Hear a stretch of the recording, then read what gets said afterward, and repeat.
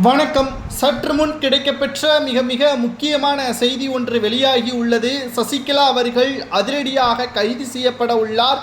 கிட்டத்தட்ட வெளிநாட்டில் இருந்து அந்நிய செலவாணி மூலமாக பல கோடிகளை ஜெயா டிவிக்கு பல்வேறு உபகரணங்கள் வாங்கியதாக, இது சட்டத்திற்கு விரோதமாக வாங்கியதாகவும் ஹவாலா முறைகேடு செய்ததாகவும் நீதிமன்றத்தில் வழக்கு நடந்து வருகிறது. இதில் முதலாவதாக குற்றவாளி சசிகலாதான் என்றும் அவர் பெயர் பதிவு செய்யப்பட்டது. இதனை எதிர்த்து சசிகலா அவர்கள் மனு ஒன்றை தாக்கல் செய்தார். இந்த மனுவானது இன்று நீதிமன்றத்தில் விசாரணைக்கு வந்தது. மேலும் சசிகலா அவர்கள் தொடர்ந்த மனுவானது தள்ளுபடி செய்யப்பட்டு இந்த வழக்கை உடனடியாக விசாரணை செய்ய வேண்டும் என்று எழும்பூர் நீதிமன்றத்திற்கு தற்பொழுது சென்னை உயர்நீதிமன்றம் விசாரணையை முடித்துள்ளது. மேலும் இன்று இரவு சசிகலா அவர்களை அமலாக்கத்துறை அதிகாரிகள் விசாரணைக்காக அலுவலகத்திற்கு அழைத்து செல்வார்கள் என்றும், ஜெயா டிவியில் பல்வேறு முறைகேடுகள் நடந்திருப்பதாகவும், ஜெயலலிதா அவர்கள் மறைந்ததற்கு பிறகு ஜெயா டிவியின் தலைவராகவும் இயக்குநராகவும் சசிகலா அவர்கள் பொறுப்பேற்றார்.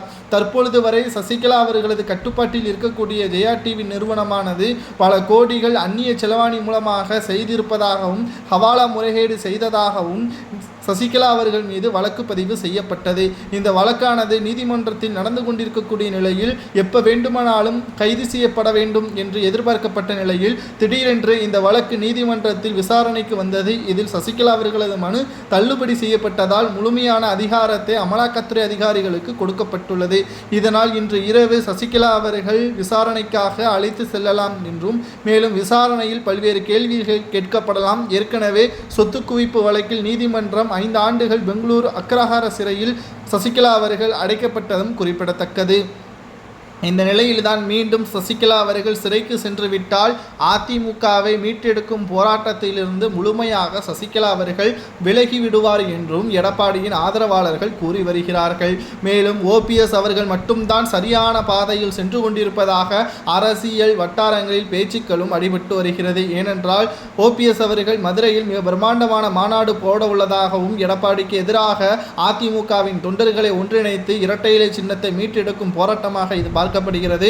மேலும் சட்டமன்ற தேர்தலுக்கு முன்பாகவே இந்த மிக பிரம்மாண்டமான மாநாடு நடைபெறும் என்றும் கூறப்படுகிறது.